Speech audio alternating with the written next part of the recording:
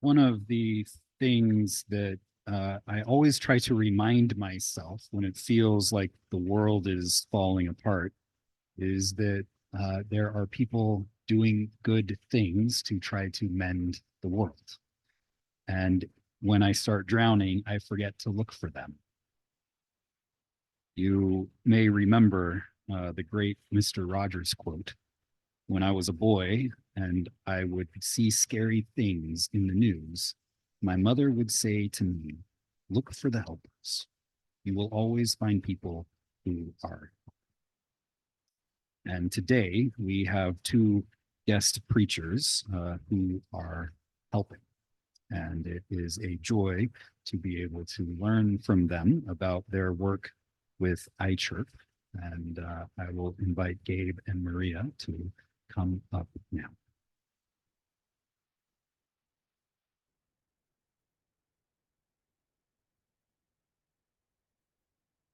Morning.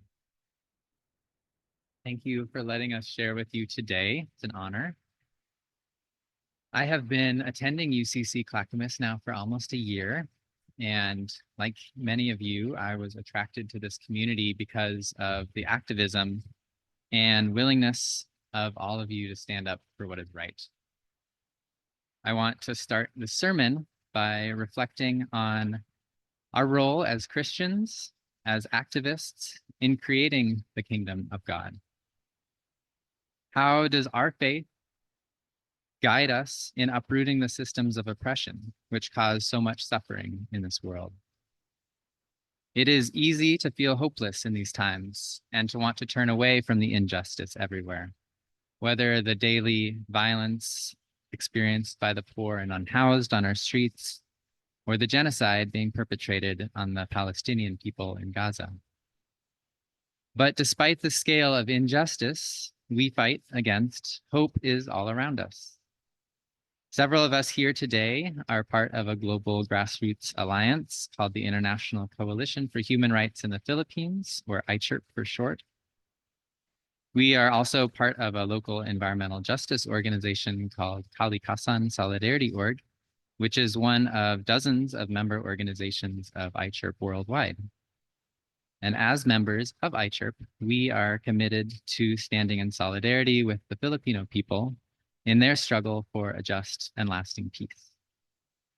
We work alongside Filipino organizations and activists to expose the corrupt and repressive ruling system in which the few enrich themselves at the expense and suffering of the many. In recent years, iCHRP has led delegations to the Philippines to investigate human rights violations and war crimes of the former Duterte and current Marcos Jr. regime. Both these regimes have been fully backed by our own government, which is why one of our campaigns is to end US military aid to the Philippines by supporting the passing of the Philippine Human Rights Act, which many of you helped with our lobby efforts earlier this year, or last year. Last September as well, the UCC Central Pacific Conference unanimously passed a resolution in support of the PHRA and to conduct education in its various congregations on the human rights situation in the Philippines and the need for action. The UCC Wider Church Ministries is also a member organization of iCHRP. Through these various chapters around the world, iCHRP works to end support for the current Marcos regime and to uplift the demands of ordinary Filipinos fighting for their rights, including the right to defend their homelands from corporate plunder and militarization. We do this work because we are convinced of the power of solidarity and because we understand our interests are linked. Whether we are working for LGBTQ rights, for housing justice, anti-racism, or environmental justice, we have reason to extend support to the Filipino people fighting for their democratic rights and an end to foreign domination.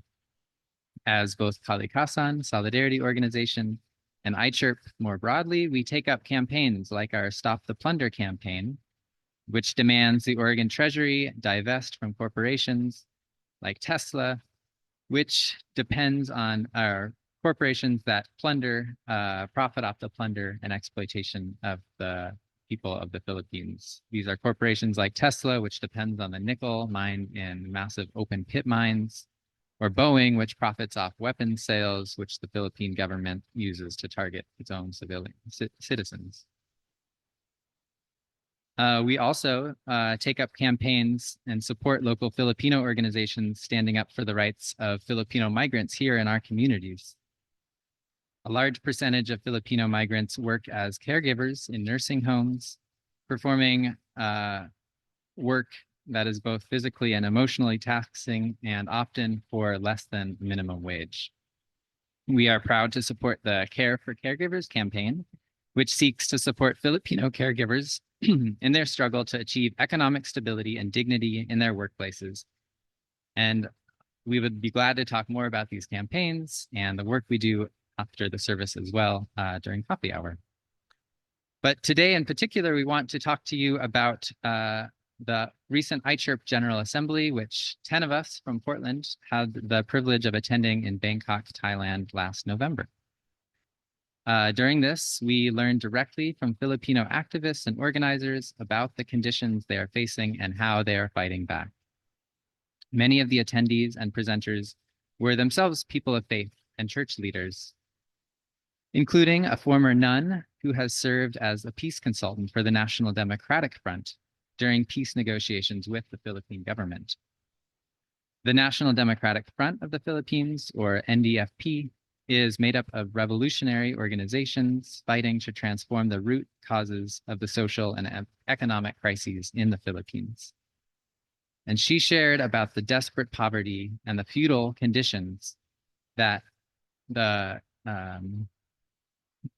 faced by people in the countryside, and also what will take to uproot these causes of a decades-long civil war in which many have taken up arms to fight back against a ruling system which inflicts widespread suffering on the majority of people. During the assembly, we met people from around the world who in some way or another saw a common interest in fighting for a just and lasting peace in the countryside. We shared songs together, built deeper ties of solidarity and commitment.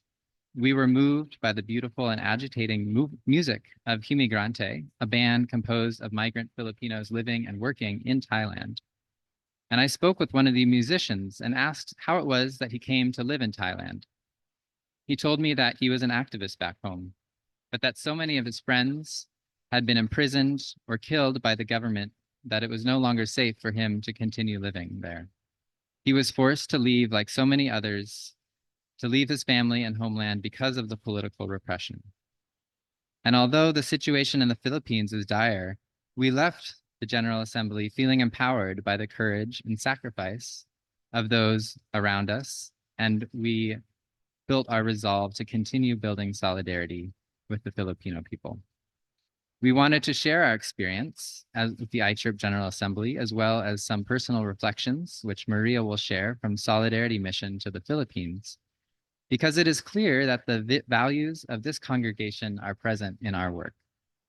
Pastor Adam and all the members, all of you at Clackamas UCC, are not afraid to take your faith into the world in order to build a community rooted in justice and love for others. Many of the Filipino activists and organizers we met, including faith leaders, have been terror tagged or labeled as a terrorist by their government and live in constant fear of unjust arrest, detention, or even murder for their activism. This simply for standing up to demand their rights. Yet, despite the risks, they are not afraid to tell the truth about the corrupt ruling system and to raise the legitimate demands of the people. Although the Philippines is rich in natural resources, its people remain poor because of centuries of foreign domination, first by Spain, then the US, and now through corrupt family dynasties like the Marcoses, who remain subservient to US military and economic interests.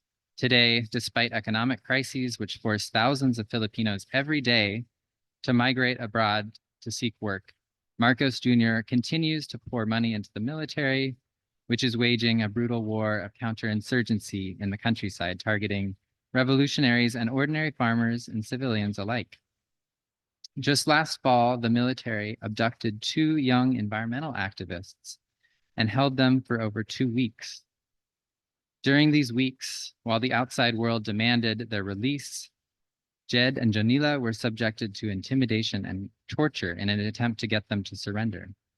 Instead, when the military brought them before a press conference to make them appear as surrenderees, they told the truth of their abduction, simply for being community organizers working to protect Manila Bay from damaging development projects. We in the US have a special responsibility to speak out because it is our tax dollars that pay for the weapons and our military that provides the training used to target and repress activists like Jed and Janila. And so many others in the Philippines. We organize against this injustice so that the Filipino people can decide their own destiny, free from the greed and violence of economic exploitation and state repression. For those who are curious to learn more, we will be gathered here during coffee hour to answer questions and to discuss in more depth the lessons and the work that we do at iCHRP. We want to offer this sermon as a message of hope and a call to take action. As we read in the verses from Mark, we are being called to join together to serve others as we follow Jesus's example. Our hope comes from the millions of people who have faith in their collective action and a vision of a better world. This is the message of solidarity, which we share with you today. And I'll turn it over to Maria to share.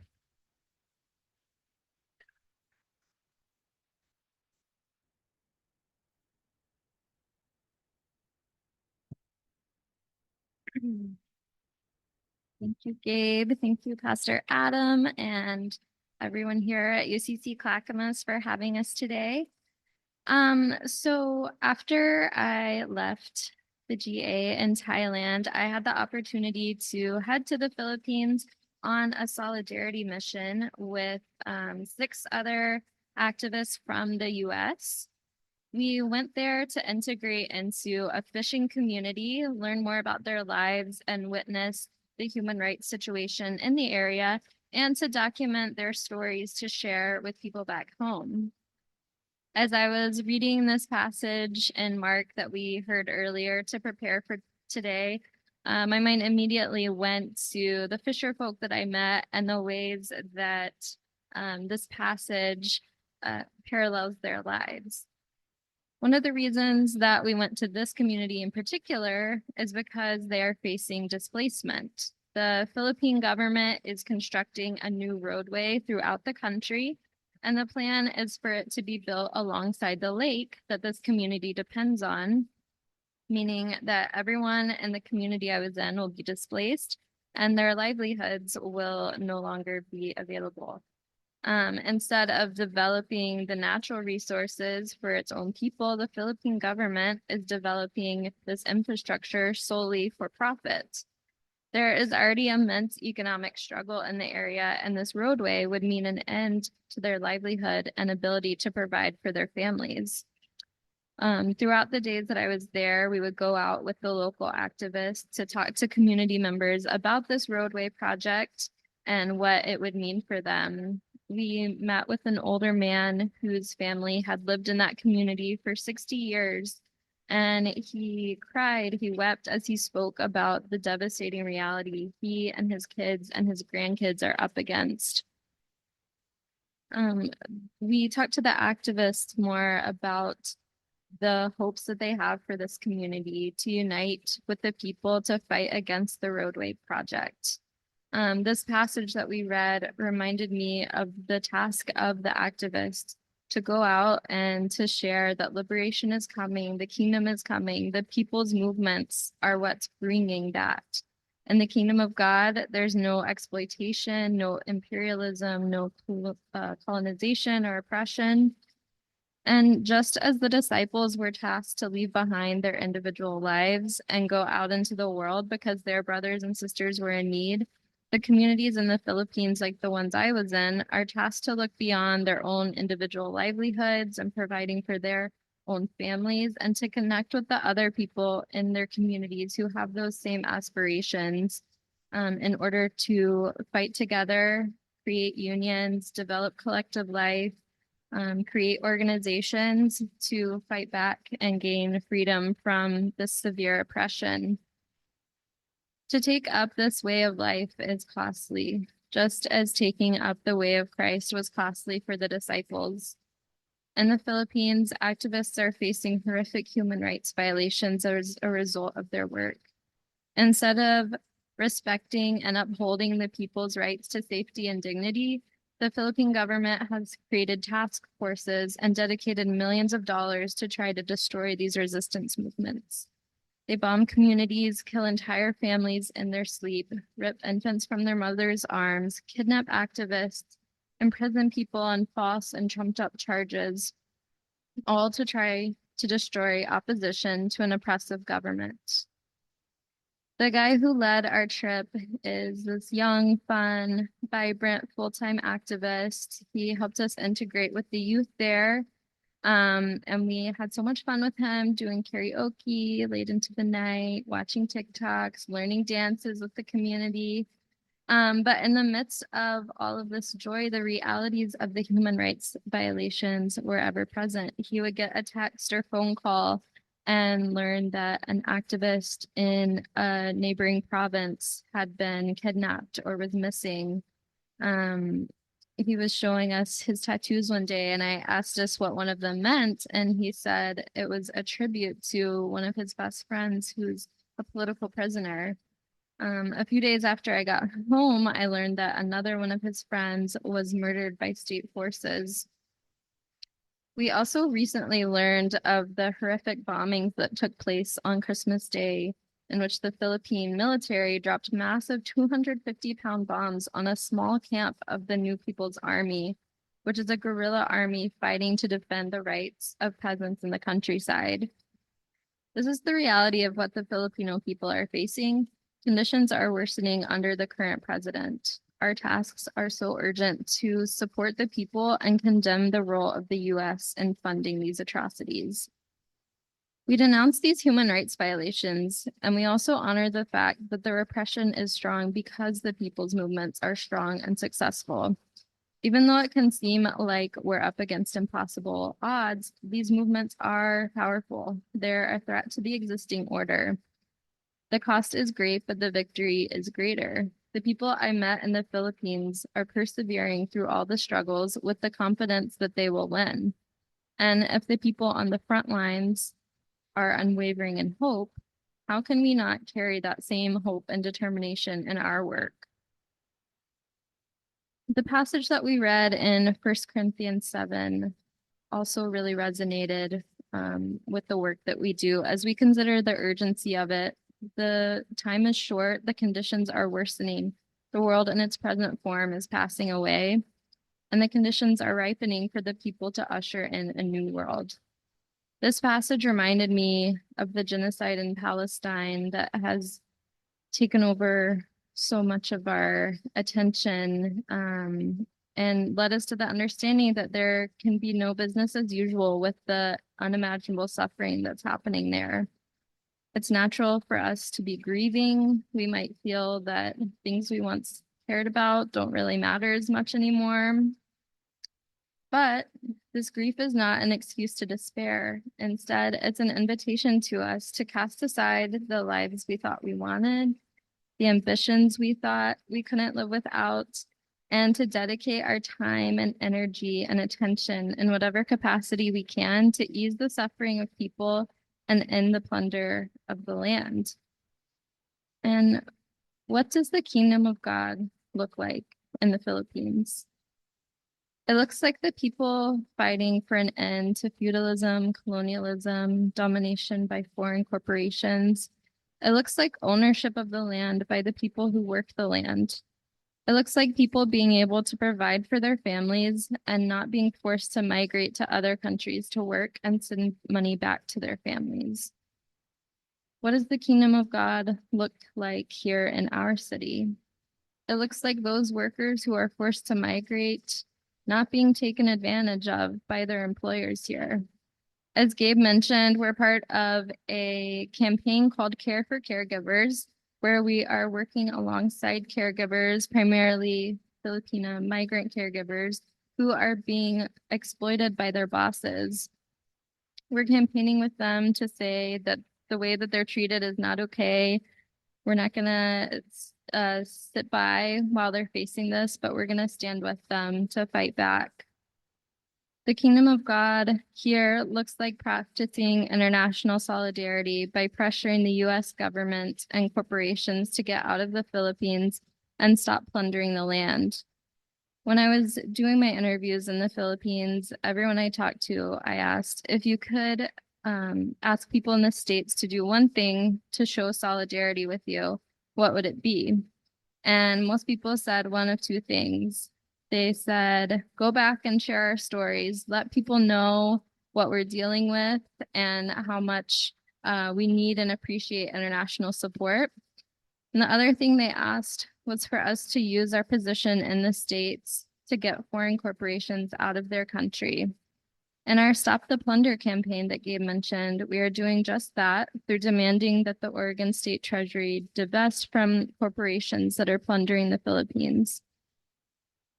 As people of faith, we know that God's will happens through us, through being the hands and feet of Jesus. As people seeking justice, we see the dire conditions and the urgency of this work. We know that God has not given us a spirit of fear, but of power and love. So let's not despair. Let's have confidence in victory. Let's leave behind anything that holds us back, go out into the world, practice international solidarity, and be a part of seeing the kingdom of God made manifest on the earth.